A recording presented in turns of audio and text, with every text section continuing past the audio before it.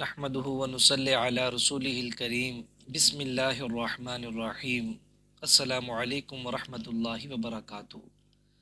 اللہ رب العزت نے قرآن پاک کے اندر ارشاد فرمایا ہے وَذَرُوا ظَاهِرَ الْإِثْمِ وَبَاطِنَهُ، اپنے آپ کو ظاہری گناہوں سے بھی بچا کے رکھو اور اپنے آپ کو باطنی گناہوں سے بھی بچا کے رکھو۔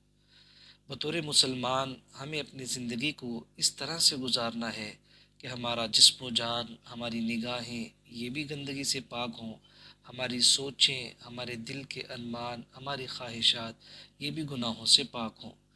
ایک حدیث پاک میں تو رسول پاک صلی اللہ علیہ وسلم نے ارشاد فرمایا، تم میں سے کوئی بندہ اس وقت تک کامل ایمان والا نہیں ہو سکتا جب تک اس کی خواہشات نفس اس دین کے تابع نہ ہو جائیں جو دین میں اللہ کی طرف سے لے کر آیا ہوں۔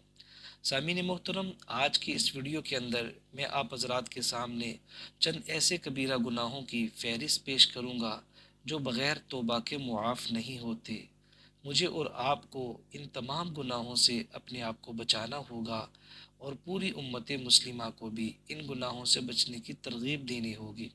لہٰذا آپ نے اس ویڈیو کو توجہ سے سننا ہے اور آخر تک دیکھنا ہے اور ان تمام گناہوں سے خود بھی بچنا ہے، اپنے اہل و عیال، اپنے خاندان، اپنے دوست احباب کو بھی ان گناہوں سے پوری کوشش کرنی ہے بچانے کی۔ دوستو، کبیرہ گناہ ایسا گناہ ہوتا ہے جو بغیر توبہ کے معاف نہیں ہوتا۔ بعض گناہ صغیرہ ہوتے ہیں جو وضو وغیرہ سے، کوئی بھی نیک کام کرنے سے ختم ہو جاتے ہیں، لیکن کبیرہ گناہ ایسا گناہ ہوتا ہے جس کے لیے توبہ کی ضرورت ہوتی ہے۔ جب تک انسان توبہ نہ کرے تب تک اللہ تعالیٰ اس گناہ کو معاف نہیں فرماتے۔ کبیرہ گناہوں میں سب سے پہلے اور سب سے بڑا گناہ کفر اور شرک کرنا ہے۔ کفر کرنا یعنی اللہ تعالیٰ کی ذات کا انکار کرنا، اللہ تعالیٰ کی ذات کو نہ ماننا۔ جو شخص اللہ کی ذات کو نہیں مانتا وہ کافر کہلاتا ہے، اور جو انسان اللہ کی ذات کو مانتا تو ہے لیکن اللہ کی صفات کے ساتھ اور لوگوں کو بھی شامل کرتا ہے، مثلا اللہ خالق ہے تو وہ کسی اور کو بھی خالق مانتا ہے، اللہ مالک ہے وہ کسی اور کو بھی مالک مانتا ہے، اللہ داتا ہے وہ کسی اور کو بھی داتا مانتا ہے، اللہ حفیظ ہے وہ کسی اور کو بھی حفاظت کرنے والا مانتا ہے، یعنی اللہ کی صفات کے ساتھ کسی کو شریک کرتا ہے۔ یہ کبیرہ گناہ ہے۔ قرآن پاک کے اندر 25ویں پارے میں سورۃ الشورى میں اللہ تعالیٰ کا فرمان ہے لیس کمثلہ شیء، اللہ کی مثل کوئی بھی نہیں ہے۔ اللہ یکتا ہے، وحدہ لا شریک لہ ہے، احد اور صمد بے نیاز ذات ہے، اس کا کوئی وزیر نہیں ہے، اس کا کوئی مشیر نہیں ہے، اس کا کوئی مددگار نہیں ہے، اس کا کوئی ہم پلہ نہیں ہے۔ اللہ کی ذات کے ساتھ کوئی بھی دوسرا اس کے برابر کا نہیں ہے۔ تو پہلا کبیرہ گناہ ہے کفر کرنا یا اللہ کی ذات کے ساتھ شرک کرنا۔ آگے پھر اس کی بہت ساری تفصیل ہے کہ شرک فی العبادت ہو، شرک فی الصفات ہو، یہ الگ سے ایک ٹاپک ہے۔ دوسرا کبیرہ گناہ ہے زنا کرنا۔ یہ بہت بڑا کبیرہ گناہ ہے جو بغیر توبہ کے معاف نہیں ہوتا۔ تیسرا گناہ ہے قوم لوط جیسا عمل کرنا۔ قوم لوط ایسی قوم گزری ہے جس کے اوپر اللہ تعالیٰ نے 7 عذاب بھیجے تھے کہ وہ مردوں کے ساتھ، بچوں کے ساتھ بدفعلی کیا کرتے تھے۔ قوم لوط کا عمل کبیرہ گناہ ہے جو بغیر توبہ کے معاف نہیں ہوتا۔ نمبر 4، شراب پینا۔ شراب فرمایا اللہ کے نبی صلی اللہ علیہ وسلم نے الخمر جماع الاثم، کہ شراب تمام برائیوں کی جڑ ہے۔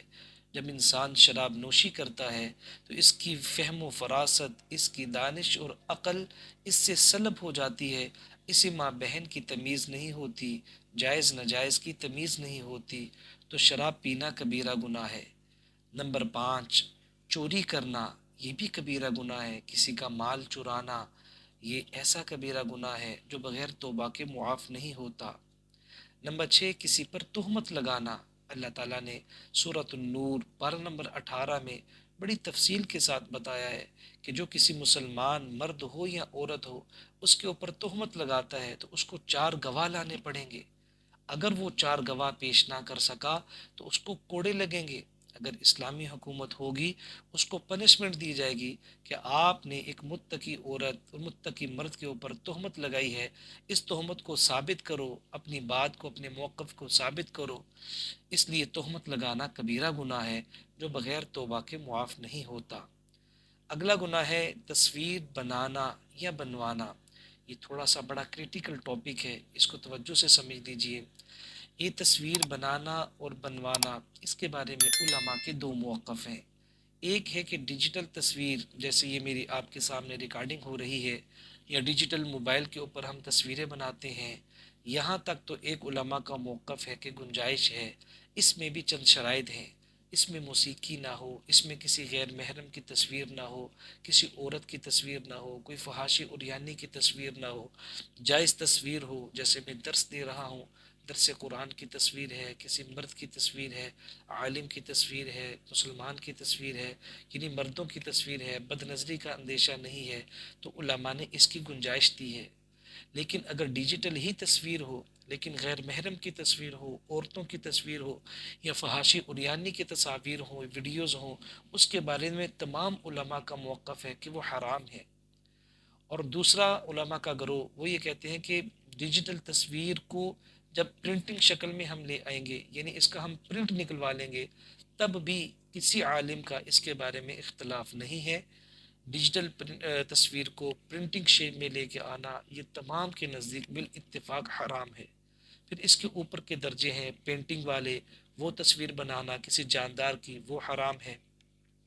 اسی طرح مجسمہ بنانا، کسی کی شیپ بنانا، جیسے علامہ اقبال کا مجسمہ، قائد اعظم کا مجسمہ، یا کسی اور شخص کا مجسمہ بنانا بالاتفاق حرام ہے۔ تو یہاں سے آپ کو ایک مسئلہ بھی اہم سمجھ آ گیا کہ تصویر بنانا یا بنوانا یہ بھی کبیرہ گناہ ہے۔ لیکن یہ کون سی تصویر ہے، اس میں علماء کی ڈیٹیل ہے، میں نے آپ کو تفصیل سے بتا دیا۔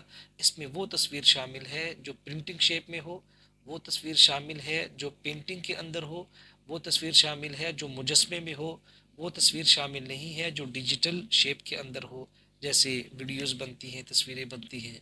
اور اس میں بھی اگر وہ والی تصاویر جو ڈیجیٹل شیپ کے اندر ہیں لیکن غیر محرم کی ہیں، وہ بھی کبیرہ گناہ ہے، اس کو بھی بنانے کی گنجائش نہیں ہے۔ جیسے یہ شادی کے فنکشنز ہوتے ہیں، برتھ ڈے کے فنکشنز ہوتے ہیں، اس میں غیر محرموں کی تصویریں بنائی جاتی ہیں، ویڈیوز بنائی جاتی ہیں، اس کی بھی گنجائش نہیں ہے۔ اگلا کبیرہ گناہ ہے ناپ تول میں کمی کرنا۔ میرے دوستو، یہ ایسا کبیرہ گناہ ہے کہ قوم شعیب علیہ السلام کے اوپر صرف اور صرف ناپ تول میں کمی کرنے کی وجہ سے عذاب آیا۔ پارہ نمبر 12 سورہ ہود میں اس کا تفصیل سے ذکر ہے۔ اگلا کبیرہ گناہ ہے جھوٹی قسم کھانا۔ جھوٹی قسم کھانا اتنا بڑا کبیرہ گناہ ہے کہ علماء نے لکھا ہے کہ قرآن پاک کے اندر اللہ نے کسی گناہ کے اوپر لعنت نہیں فرمائی ہے، صرف اور صرف جھوٹا ایسا انسان ہے جس کے بارے میں اللہ نے فرمایا ہے الا لعنت اللہ علی الکاذبین، جھوٹوں کے اوپر اللہ کی لعنت ہو۔ تو جھوٹی قسم کھانا بہت بڑا کبیرہ گناہ ہے۔ اگلا ہے رشوت لینا۔ اللہ کے نبی صلی اللہ علیہ وسلم نے فرمایا ہے الراشی والمرتشی کلاہما فی النار، رشوت دینے والا اور رشوت لینے والا دونوں کے دونوں جہنمی ہیں۔ اس میں بھی تھوڑی سی تفصیل ہے، اگر آپ جاننا چاہیں تو اپنے کسی بھی عالم سے رابطہ کر کے آپ پوچھ سکتے ہیں، یا اسی کمنٹ سیکشن کے اندر آپ رشوت دینے اور لینے کے بارے میں آپ پوچھ سکتے ہیں کہ تھوڑی سی تفصیل اس میں شامل ہے۔ جیسے آپ کو پتہ ہے آج کل ملک پاکستان میں آپ ہاسپٹل میں چلے جائیں، کسی پیشنٹ کو دیکھنا ہے، آپ کسی ادارے میں چلے جائیں، آپ کو جلدی ہے، کوئی کام کرنا ہے، یا آپ کا کوئی رائٹ کام، آپ حق کے اوپر ہیں، آپ کا کام پھنسا ہوا ہے، ایل ڈی اے کا کام ہو سکتا ہے، گیس کا کام ہو سکتا ہے، الیکٹریسٹی کا کام ہو سکتا ہے، آپ بالکل حق کے اوپر ہیں اور آپ کے ساتھ زیادتی ہو رہی ہے لیکن آپ کا کام بغیر رشوت کے نہیں ہو رہا، اس صورت میں آپ گناہ گار نہیں ہوں گے۔ پھر بھی اس کی تفصیل کسی عالم سے آپ پوچھ لیجئے گا۔ اگلا کبیرہ گناہ ہے سودی معاملہ کرنا۔ دیکھو میرے دوستو، سود، اللہ کے نبی صلی اللہ علیہ وسلم نے فرمایا سود دینے والا اور سود لینے والا ایسا ہے نعوذ باللہ جیسے 70 مرتبہ اپنی ماں کے ساتھ بدفعل کرنے والا۔ سود کا معاملہ ایسا خطرناک ہے کہ سورہ بقرہ پارہ نمبر 3 کے اندر اللہ تعالیٰ فرماتے ہیں کہ سود اللہ اور اس کے نبی کے ساتھ اعلان جنگ ہے، اللہ اور اللہ کے رسول کے ساتھ جنگ سے باز آ جاؤ۔ تو سودی معاملہ ایسا کبیرہ گناہ ہے جو بغیر توبہ کے معاف نہیں ہوتا۔ اگلا ہے کسی بھی طرح کا جوا کھیلنا، جوا بازی، سٹا بازی، پرائز بانڈ اور اسی طرح کے ٹکٹس، اور کرکٹ کے اوپر جوا، اور فٹ بال کے اوپر جوا، گیموں کے اوپر جوا، لوڈو کے اوپر جوا، آج کل اپلیکیشنز ہیں، گیمز ہیں، آن لائن گیمز ہیں، ان کے اوپر جوا کھیلنا، کسی بھی قسم کا جوا کھیلنا، اسلام اس کو پسند نہیں کرتا، یہ کبیرہ گناہ ہے۔ آگے ہے خودکشی کرنا۔ خودکشی کرنا بھی کبیرہ گناہ ہے۔ انسان چاہے جتنا ہی لاچار کیوں نہ ہو، جتنا ہی مجبور کیوں نہ ہو، حالات کا سامنا کرنا پڑے گا۔ ایمان والے کا یہ ایمان ہے کہ دنیا کی زندگی عارضی ہے، اصل زندگی آخرت کی ہے، خودکشی کرنے کی گنجائش نہیں ہے۔ اگلا کبیرہ گناہ ہے قطع رحمی کرنا، یعنی رشتہ داروں کے ساتھ ایسا تعلق توڑنا، ایسی ناراضگی اختیار کرنا کہ پھر جنازوں کے اوپر ملاقات ہو۔ یہ کتنی بڑی افسوس کی بات ہے۔ ہمارے بر صغیر کے کلچر میں ایسی چیزیں شامل ہیں، ہم کسی سے خفا ہوتے ہیں تو اتنا خفا ہوتے ہیں، اتنا خفا ہوتے ہیں کہ پھر ملاقاتیں ہی جنازوں پہ ہوتی ہیں۔ حالانکہ واضح حدیث پاک کے اندر رسول پاک صلی اللہ علیہ وسلم نے فرمایا لا يحل لمسلم ان يهجر اخاه فوق ثلاث، کسی مسلمان کے لیے جائز نہیں ہے کہ وہ اپنے بھائی کے ساتھ 3 دن سے زیادہ کی ناراضگی کو اختیار کرے۔ اور یہ جو 3 دن کی بھی گنجائش دی گئی ہے، یہ صرف اور صرف تنبیہ کے لیے، سمجھانے کے لیے، ترغیب کے لیے دی گئی ہے کہ اگر کوئی ایسا معاملہ ہو تو آپ 3 دن سے زیادہ ناراض نہ ہو، بس اس کو سمجھانے کی غرض سے 3 دن تک کی گنجائش ہے۔ اگلا کبیرہ گناہ ہے زکوٰۃ نہ دینا۔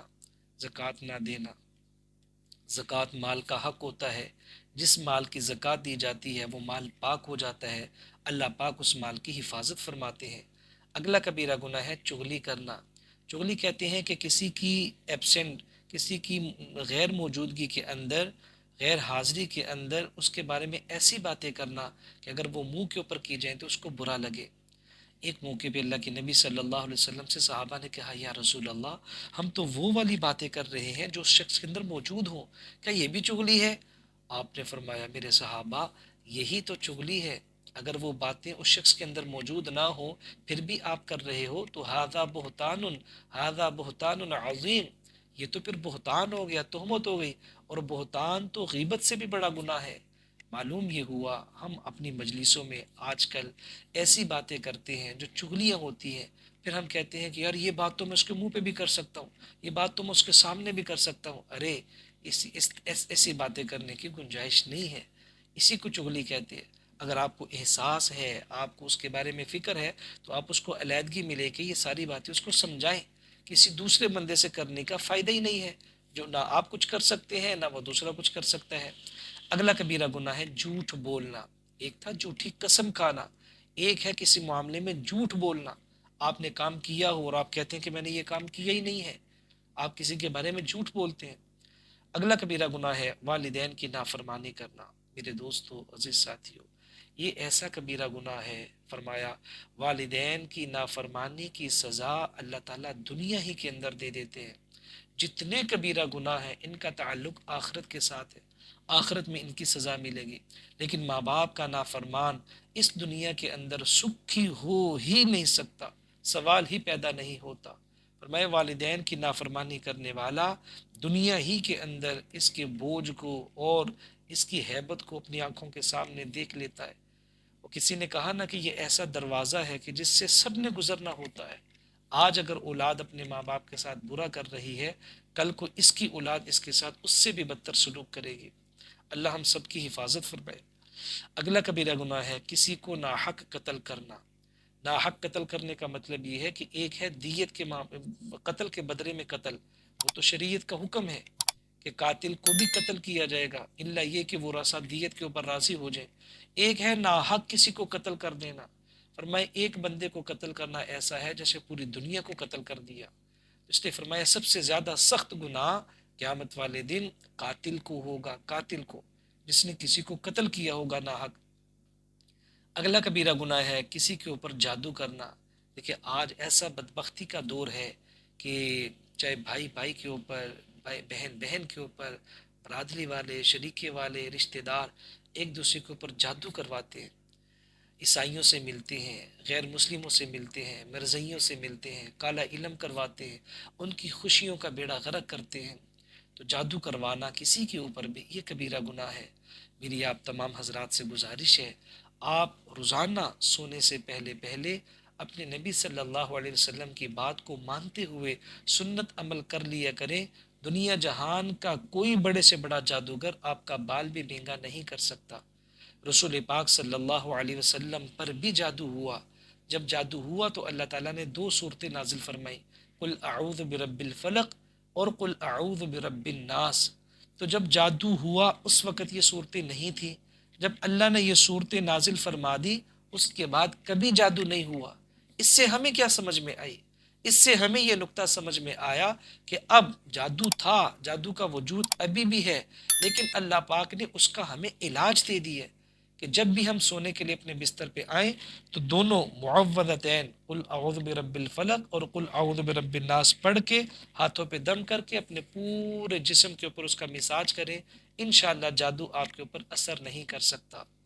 اگلا اور آخری کبیرہ گناہ ہے عہد شکنی کرنا۔